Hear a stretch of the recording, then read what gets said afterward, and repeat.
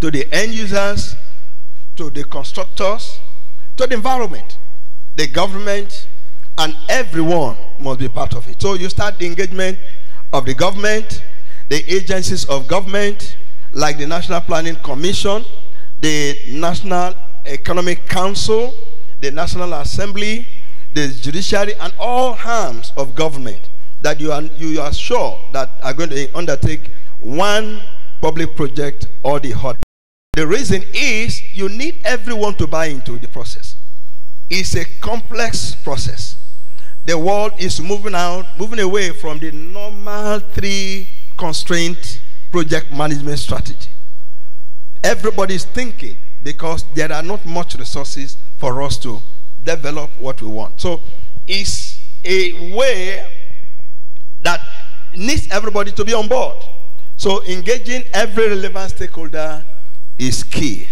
But you cannot engage them until you do the second step, which is developing the capacity to manage that process.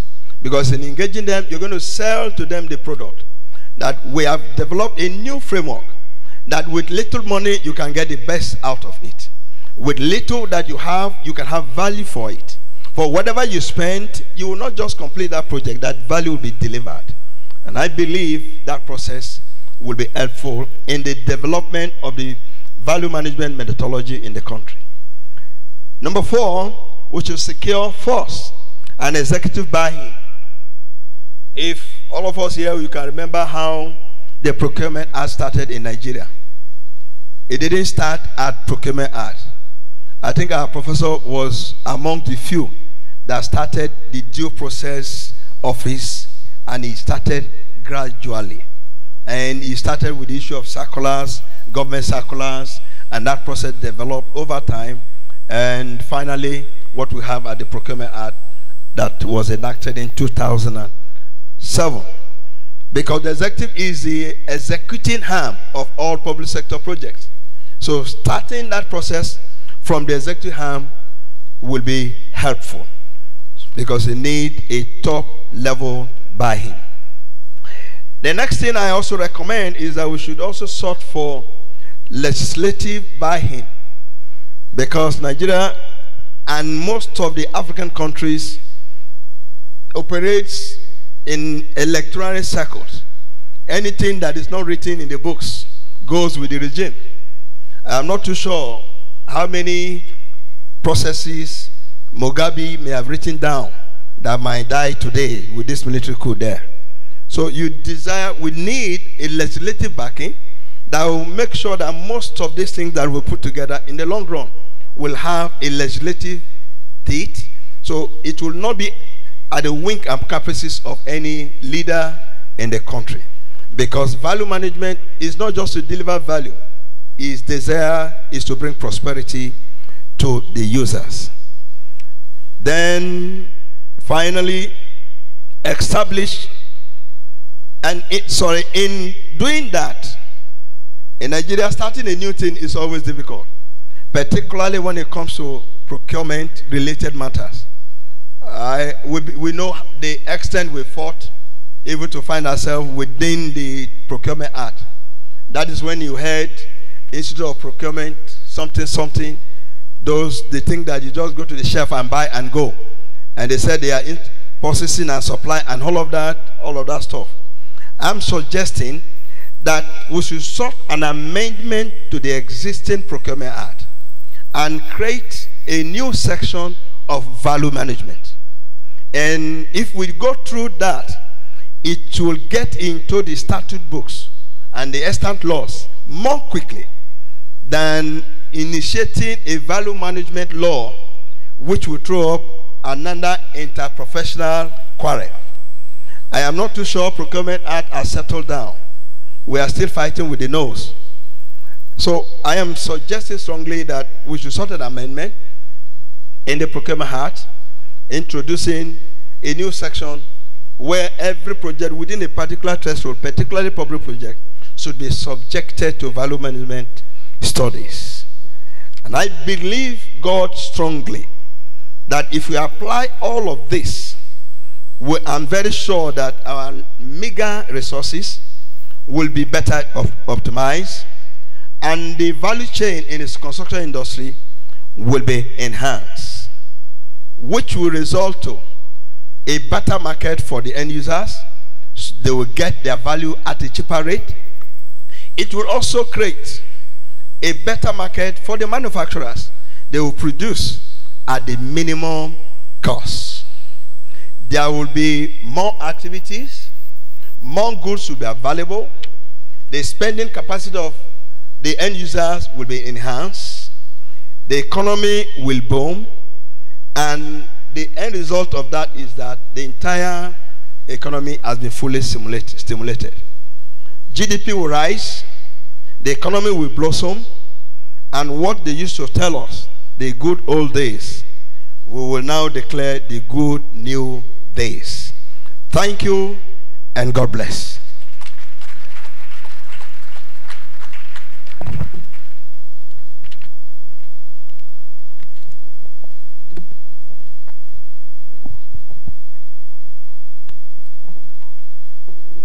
Thank you very much, Dr. Meeting M. Andawi. Please, kindly let us put our hands together for him again, for keeping the time. Dr. Andawi has, come in with another dimension to the discussion. Now he's looking at the micro level, he's looking at the construction industry at micro level by advocating for the adoption of value management methodology in the implementation of our construction project. He said value management is a multidisciplinary approach to getting value for clients, and all components of the building will be subjected to value analysis in order to deliver value for the client project. It is a multidisciplinary approach. There is no wasted ideas. Everybody is involved, the client, the designer, and the end user, where they put heads together to determine the function of component of a building, or whether there is another alternative, alternative building component that can serve similar function with the same cost or a higher cost, but will, save cost in the process. And literature has is that application of value management on project can lead to savings of 5 to 20%. And it made mention of the economic plan, the 9th economic plan of Malaysian government. In Malaysia, in fact, in the standard form of contract, there is value engineering options. It gives options to contractors to provide alternative options that will save the total cost of the project. And at the end of the day, the savings that the contractor is able to make will be shared 50% between the client and the contractor. So that is an incentive clause in the standard form of contract. It's encouraging us as a nation to look towards that. And that will go beyond quantity surveyors, but he is advocating that quantity surveyors should take a lead, since we are the one that is sitting down and, determining cost for value for money spent by our clients. Now, we now move to the next section, which is question and answer section. But before we do that, I will call on the resource persons to kindly move to the front chair here so that the audience will see them and ask their question.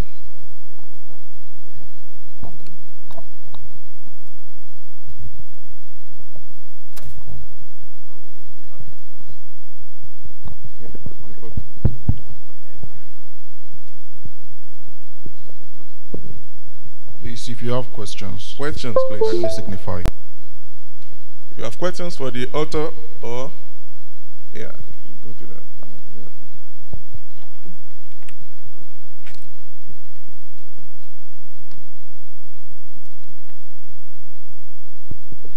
Good afternoon, everyone. I'm Angela Ogunubi. Standing on the existing protocol, please, my question goes to Dr. Handaway, Dr. Meeting. Please, with what I observed that you were fully prepared for this workshop, but there is no time for you. But my question now is this: as you were mentioning value management, what came to my mind was value engineering. And when the QS was talking the other time, he tried to liken it a little. So I want to ask now, is the value management, can it be likened with value engineering? Then my question again is this. That value management, okay, let's say, okay, let me now go to value engineering now. If you have value engineering, will it be done when the project is ongoing, or it will be done after? Because there was a time I heard about something like that, that a project is going on and they were like, the expenses they incurred on that project is too much. So the project manager was like, don't worry now, when the project finishes, then we'll know. Then we'll do value engineering on the project, because what has been expended on the project, when the project finishes, they will not be, the clients will not be able to retrieve the money on time. Thank you.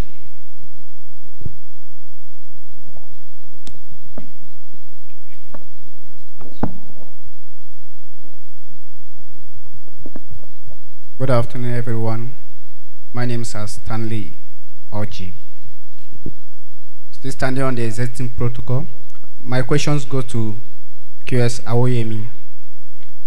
And the question is, when planning for the economic recovery plan by the government, is there any provision for maintenance? Because that has always been one of the key challenges in Nigeria. They have several infrastructure, but within some years down the line, everything deteriorates. Is there any plan or any provision made for the maintenance? Thank you. Please, any other question?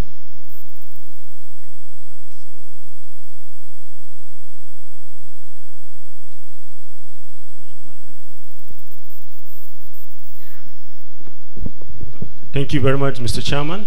I'm Zahardin Abdul. My question goes to the first presenter.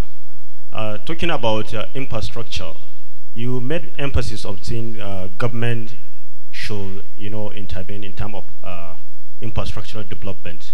But don't you see overreliance of government? It is creating more problem than good, because there was a projection by UN that by some years coming, Nigeria will be overpopulated. Don't you think that engaging stakeholders and other professionals to bring alternative of infrastructure development should address this type of the proposed issue by the UN? And talking about the African region, if you can understand that there is a lot of problem between African countries over reliance of the international intervention. But I think in this regard, value management is value engineering and analysis in one. So it's a total process. The second question talked about when can we apply the methodology. Your project goes through initiation, planning, execution, monitoring, and control, and closure. These are the 5 key processes the PMI Pinbock talked about. And you must do value management from the beginning. In fact, it forms the basis upon which you do your selection of projects, particularly if they are conflicting projects. If you have more than 2, 3, 4 projects and you want to make a choice, they must be ordered not just within the 3 known parameters. You must introduce the value component. So you do value auditing during the initiation, you do the value auditing during the planning, you do the value auditing during the execution. Even when you are monitoring and controlling, you are evaluating the value itself. When you close out, you are doing value management. So it's a total process that triggers from the beginning of the concept, in the inception of the project, to the closure of the project. And it lives beyond the normal closure of a project. It's a lifetime process. So you don't just bring in value management midway. It will just expose that you've not done it initially. So, but the recommended procedure is that it must commence with the project and end with the project. All the processes require value management.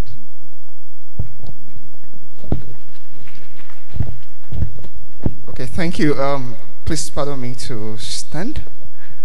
I would just like to mention to the first person that asked the question, if you need this, then, you know, considering inflation into the situation, how much will it then, you know, come up to? So we try to make those provisions over the period of time. But I didn't have a lot of time to talk about the policy recommendations, but one of the ones that was there is the fact that apart from doing recommendations for the cost of any project, QS service offerings really needs to advance beyond that initial cost and then look at whole life cycle estimates.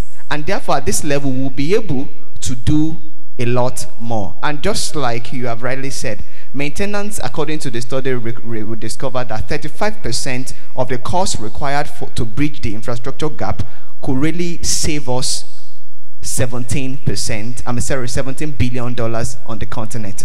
And that is huge. So that means if as KS I can actually demonstrate value from this front, it will be very easy for us to get into the minds of the government and other people who are actually conceiving projects.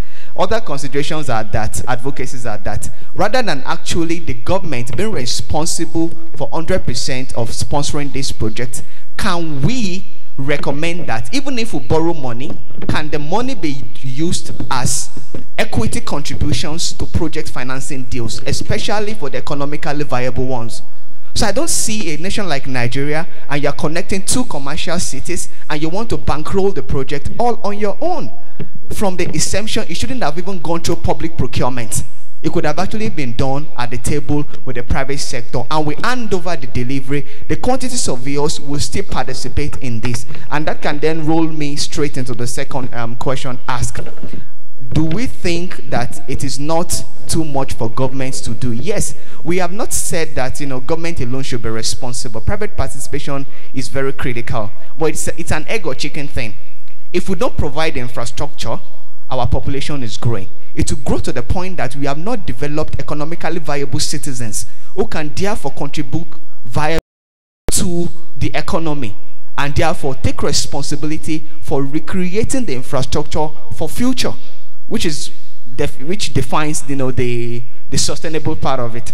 You know, I mean, if you look at the sustainable development goal, there is a part that focuses on infrastructure and all of those. So we have come to a situation whereby it is very difficult for us to actually say government will not.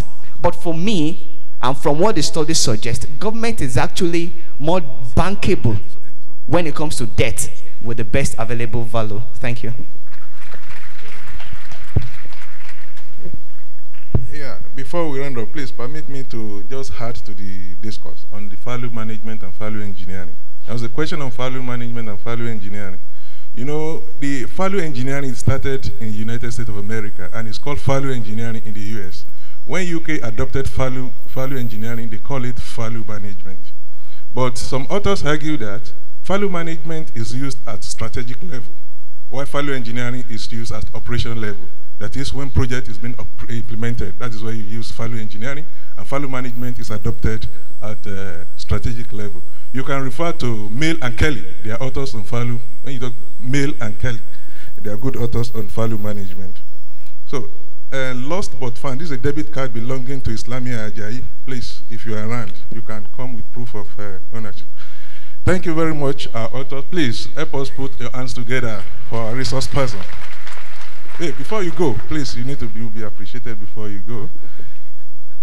Yeah, before our author, you know, leave the table, we want to appreciate them, and I will call Mr. Femi Balogun to please step forward and help us present a token of appreciation to the first author.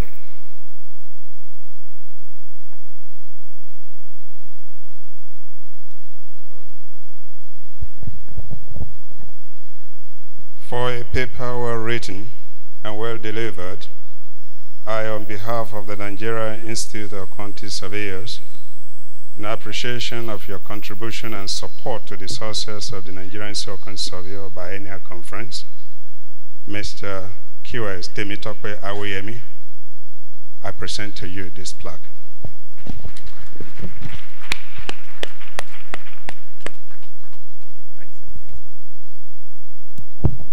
Thank you very much.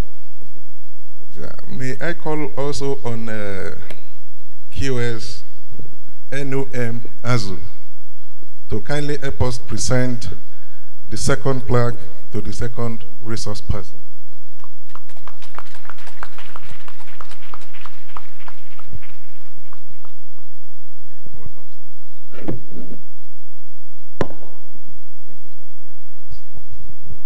No problem. Thank you very much. Currently, according to what your designation, you're an associate prof. Well done. Keep it up. And I hope in a matter of is it days or months, you'll be a full prof. Congratulations.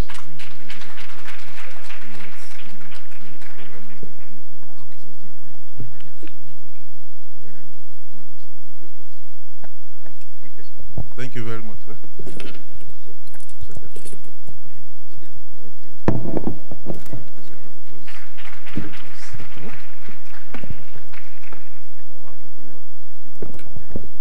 Please, can we put our hands together once again for resource persons, wonderful papers, and also for our session facilitator for doing a wonderful job.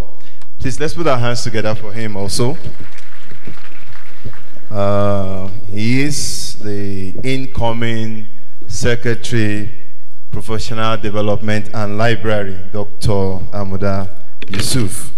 As we announced earlier, we will be taking an abridged version of the communique of this conference. I said abridged, and I stress it because they actually have a whole lot that I would have loved to present to us.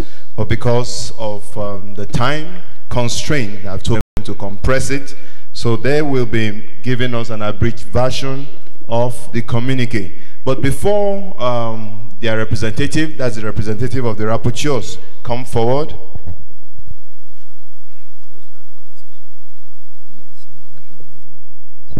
Before the representative of the rapporteurs come forward to make the presentation, I would just like to acknowledge and also show appreciation to them by mentioning those who are the rapporteurs during this conference.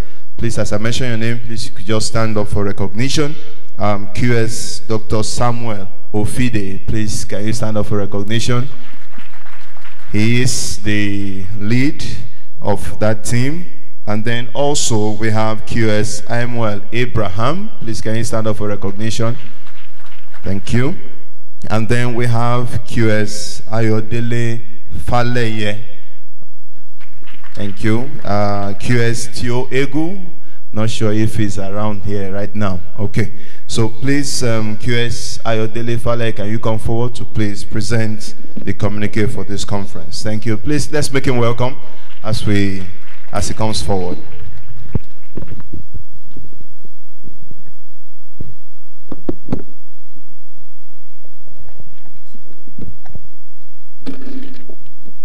Thank you, sir. Good afternoon once again. Permit me to stand on the existing protocols. As said by QS Debo Onyileye, this is actually the abridged version of the conference communique. So I read, communique on 2017 Biennial Conference.